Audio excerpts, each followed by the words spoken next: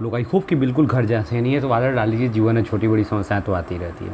आज का हम लोग वीडियो जो शुरू करने वाले हैं, इसमें व्यंजन वर्ण के बारे में पढ़ेंगे। व्यंजन वर्ण के प्रकार, व्यंजन वर्ण क्या होता है, ठीक है ना, इन सभी चीज़ों के बारे में पढ़ने वाले हैं, ठीक है ना। क्योंकि इसके पहले स्वर वर्ण और स्वर वर्ण के प्रकार को बहुत अच्छे ढंग से हम लोगों ने क्या हुआ था, कवर किया हुआ था, ठीक है ना।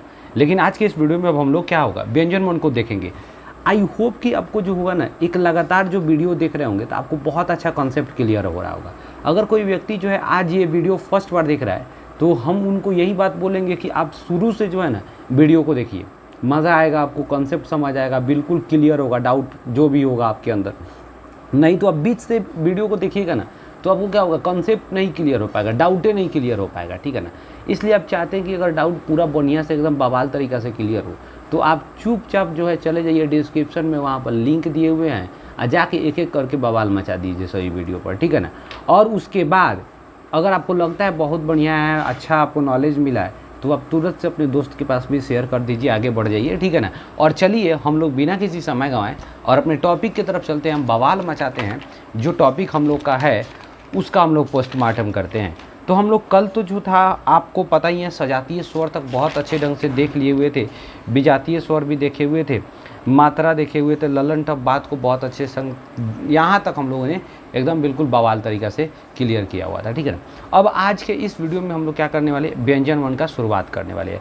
व्यंजन वर्ण से हम लोग चीज़ों को देखेंगे, उसको कवर करेंगे। आई थिंक कि ये बात आपको क्लियर हो रहा होगा, ठीक है ना।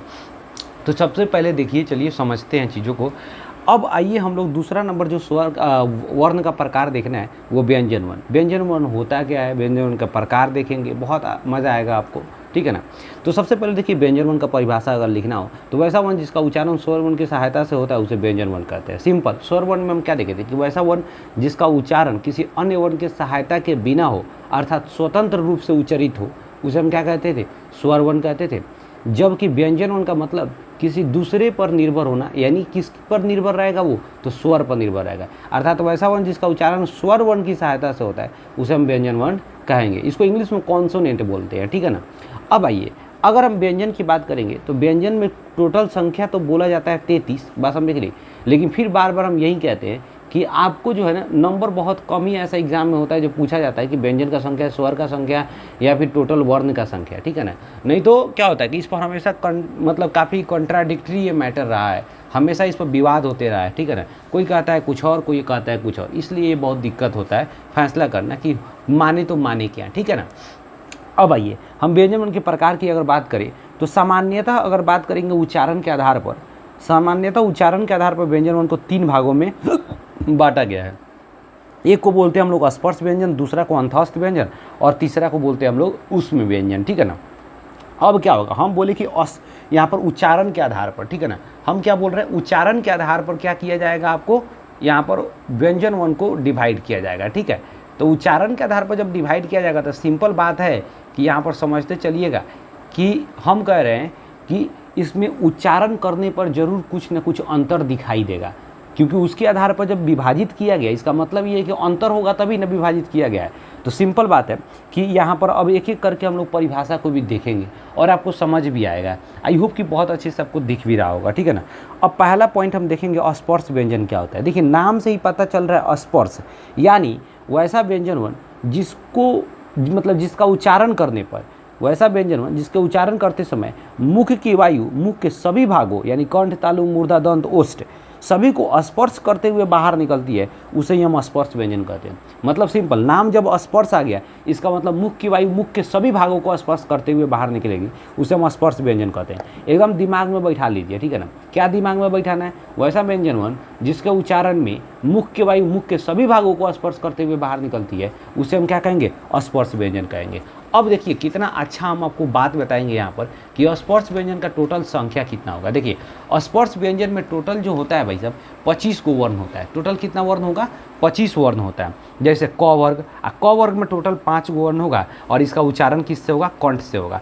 तो क वर्ग कंठ से, च वर्ग में 5 गो होगा तालु से, ट वर्ग में इसका उच्चारण कहाँ से होगा, मूर्धा से, त वर्ग का दंत से, प वर्ग का ओष्ठ से। यानी अगर हम बात करें कि इसमें से कोई भी वर्ण बोलते हैं तो थोड़ा बहुत देखिए क्या होता है कि कहिएगा सर क वर्ग तो कंठ से खाली हो रहा है, च वर्ग तालु से। नहीं मेरे भाई, कहने का मतलब ये है कि ये उच्चारण तो सभी के सहायता से हो रहा है, लेकिन कुछ ऐसा, आप देखो बात समझो, जब भी हम किसी वर्ण का उच्चारण करते हैं ना, तो उसमें ये देखते हैं कि किस अंग का सबसे ज़्यादा महत्व है, किस अंग का सबसे ज़्यादा रोल है उस वर्ण को बोलने में। अगर मान लीजिए हम बोल रहे हैं, क बोल रहे हैं, तो क जो है ना, क को बोलने में सबसे ज़्यादा जो जोड़ लग रहा है वो कंठ के द्वारा लग रहा है, ठीक है ना। सबसे ज़्यादा जो काम कर रहा है वो कंठ काम कर रहा है, ठीक है ना। तो इसीलिए ध्यान में रखना है कि जो ज़्यादा बढ़िया रोल निभाएगा, जो ज़्यादा बढ़िया भूमिका निभाएगा किसी भी कुछ वर्ण को बोलने में, हम उसका नाम रख देते हैं। सिंपल बात है, बस हम लिखने। जैसे बात समझिए खूब ध्यान से, हम यहाँ पर कह रहे हैं क वर्ग का उच्चारण कंठ से होगा, तो इसका मतलब ये नहीं कि केवल कंठ से ही होगा। तालु, मूर्धा, दंत, ओष्ठ, ये सब का योगदान है, लेकिन ये सब का कम योगदान है, ज़्यादा योगदान कंठ का है, इसीलिए हम कहेंगे कंठ। उसी तरह च वर्ग का ज़्यादा योगदान तालु का होता है, ठीक है ना। तो ये बात को थोड़ा सा दिमाग में चिपका लीजिए, ठीक है। अब आगे हम लोग बढ़ते हैं ललन टप बात की तरफ। बहुत ही बढ़िया बात है, ध्यान में रखिएगा, एकदम बवाल बात है, ठीक है ना। देखिए अस्पर्श व्यंजन को वर्गीय व्यंजन भी कहा जाता है। क्यों? क्योंकि यहाँ प वर्ग है, आपको बताए हुए थे वर्गीय व्यंजन का मतलब ट वर्ग है, च वर्ग है, क वर्ग है, इसीलिए इसको वर्गीय व्यंजन कहते हैं। तो दिमाग में एकदम बैठा के रखिएगा, अस्पर्श व्यंजन को वर्गीय व्यंजन कहते हैं। अस्पर्श व्यंजन 5 वर्गों में बटे होते हैं, बताए ना, क वर्ग, च वर्ग, ट वर्ग, त वर्ग, प वर्ग, 5 वर्ग में। एक वर्ग में 5 गो, तब 5 25, टोटल अस्पर्श व्यंजन का संख्या कितना हो जाएगा? 25 हो जाएगा। बस अब देखिए, नहीं ध्यान में रखिएगा। तो अस्पर्श व्यंजन 5 वर्गों में बटा होता है तथा इनके वर्गों का नामकरण प्रत्येक वर्ग का प्रथम वर्ण के आधार पर होता है। अब वर्ग का नामकरण कैसे होगा? उस वर्ग के प्रथम वर्ण के आधार पर। जैसे मान ले प फ ब ब पढ़ते हैं, तो ये प फ ब किस वर्ग का है? तो प वर्ग का। त थ द किस वर्ग का? त वर्ग का। ट ठ ड किस वर्ग का है? ट वर्ग का। उसी तरह च छ ज किस वर्ग का है? च वर्ग का। क ख ग क वर्ग का। तो उसका नामकरण पहले ही वर्ण वाला अक्षर से किया जाता है, ठीक है। इतना बात तो क्लियर हो गया। अगला पॉइंट समझिए, कह रहे क्या, अस्पर्श व्यंजन की कुल संख्या 33 होती है। अस्पर्श व्यंजन की कुल संख्या 33 होती है। ओ भाई साहब, अस्पर्श व्यंजन की कुल संख्या 33 नहीं होती है, यहाँ गड़बड़ हमसे लिखा गया है। अस्पर्श व्यंजन की कुल संख्या 25 होगा, तब ना 25 हो जाएगा, ठीक है ना। इसलिए यहाँ पर थोड़ा सा हम गड़बड़ लिखिए दिए हैं, ठीक है ना। इसलिए गड़बड़ भाई साहब आपको नहीं पढ़ना है, बस हम देखिए। देखिए अस्पर्श व्यंजन की कुल संख्या 25, ठीक है ना, जिसमें से सबसे 5वां वर्ण सभी का, क वर्ग का अंग, च वर्ग का य, ट वर्ग का ड, त वर्ग का न, प वर्ग का म, इस सभी का 5वां जो वर्ण होता है ना, उसको हम अनुस्वार, मतलब उसको अनुस्वार भी कहते हैं। बात समझे कि नहीं? उसको अनुस्वार के रूप में भी जानते हैं, या उसी को अनुनासिक भी कहते हैं, या उसी को पंचमाक्षर भी कहते हैं। तो जितना भी वर्ण वर्ग है ना, उसका जो 5वां अक्षर है, इसीलिए उसका 5वां अक्षर है, इसलिए उसका नाम पंचमाक्षर रख दिए, यानी 5वां नंबर का अक्षर पंचमाक्षर। या उसको बोलने में सबसे ज़्यादा नाक का यूज होता है, नाक का प्रयोग होता है, इसीलिए अनुनासिक कहते हैं उसको। किस तरह का वर्ण कहते हैं? अनुनासिक वर्ण। तो अनुनासिक वर्ण क्यों कहते हैं? क्योंकि इसको बोलने में सबसे ज़्यादा नासिक का प्रयोग किया जाता है, यानी नाक का प्रयोग किया जाता है, इसीलिए उसको अनुनासिक वर्ण। ये 5वां नंबर का अक्षर है, इसीलिए इसको पंचमाक्षर भी कहा जाता है, ठीक है। ये तो क्लियर हो गया ना, एकदम बिल्कुल बवाल तरीका से। अब आगे देखिए, कह रहा है क्या, अंतस्थ व्यंजन। दूसरा नंबर देखिए, अस्पर्श व्यंजन के बाद अंतस्थ व्यंजन, यानी वैसा वर्ण, वैसा व्यंजन जिसके उच्चारण करते समय मुख की वायु पूर्ण रूप से सभी भागों को स्पर्श नहीं करती है। उसमें क्या कर रहे थे कि सभी भागों को स्पर्श करते हुए बाहर निकल रही थी थोड़ा बहुत, लेकिन यहाँ पर क्या कर रहे हैं कि ये सभी भागों को स्पर्श नहीं करती है, उसे हम अंतस्थ व्यंजन कहते हैं। जैसे य, र, ल, व, इसका टोटल संख्या 4 गो होता है। तो अंतस्थ व्यंजन कौन कौन हो जाएगा? य, र, ल और व, इसका टोटल संख्या कितना हो जाएगा? 4 हो जाएगा। अब एकरा से रिलेटेड ललन टप बात समझिए। कह रहा क्या, कुछ व्याकरण के जानकार य एवं व को अर्ध स्वर भी कहते हैं। देखिए कुछ व्याकरण के जानकार, यानी व्याकरण के जो महापुरुष होते हैं, ठीक है ना, वो क्या बोलते हैं, य और व को अर्ध स्वर कहते हैं, ल को पार्श्विक व्यंजन भी कहते हैं, र को लुंठित या प्रकंपित व्यंजन कहते हैं। ये बहुत ही बढ़िया बात है। अगर आप उच्च लेवल के एग्ज़ाम का तैयारी कर रहे हैं, जैसे आप मान लीजिए कि आप बीपीएससी, सीडीपीओ, ठीक है ना, तो इसमें सीटेट वगैरह का, ठीक है ना, तो उसमें हिंदी के जो क्वेश्चन आते हैं ना, यहाँ से उठा कर रख सकता है। थोड़ा सा लेवल थोड़ा सा ऊपर हो जाता है, ठीक ठाक लेवल, इसीलिए। तो याद रखिए, य और व को अर्ध स्वर कहा जाता है, ल को पार्श्विक व्यंजन कहा जाता है, और र को लुंठित या प्रकंपित व्यंजन कहा जाता है। अब आइए हम लोगों का तीसरा नंबर का वर्ण ऊष्म व्यंजन का, ठीक है ना। उष्म व्यंजन का क्या होता है, नामे से पता चल रहा है उष्म यानी उष्मा, गर्म, ठीक है ना। तो वैसा वर्ण जिसके उच्चारण में मुख से गर्म वायु बाहर निकलती है, गर्म वायु बाहर निकलेगी, उसे हम उष्म व्यंजन कहते हैं। इसका टोटल संख्या जो होता है 4 होता है, तालव्य स, दंती स और ह, इसका टोटल संख्या 4 होता है। इसलिए व्यंजन का टोटल संख्या 33 कहा जाता है। कैसे 25 गो 4 गो 29 गो 4 गो 33 गो, ठीक है ना। हो गया कि नहीं हो गया। तो अब देखिए, अब बातों को समझिए। करेक्ट है। अन्य महत्वपूर्ण व्यंजन, अब कुछ अन्य महत्वपूर्ण व्यंजन भी है, थोड़ा सा उसको भी ध्यान देंगे। जैसे संयुक्त व्यंजन, आपको हम पढ़ाए थे संयुक्त स्वर। तो संयुक्त स्वर में क्या बताए थे, जब अलग अलग स्वर मिलके नया स्वर बनाएगा तो संयुक्त स्वर, और जब एक जैसा स्वर मिलके एक बड़ा यानी नया स्वर बनाएगा, बड़ा स्वर बनाएगा, तो उसका दीर्घ स्वर कहा जाता है, ठीक है ना।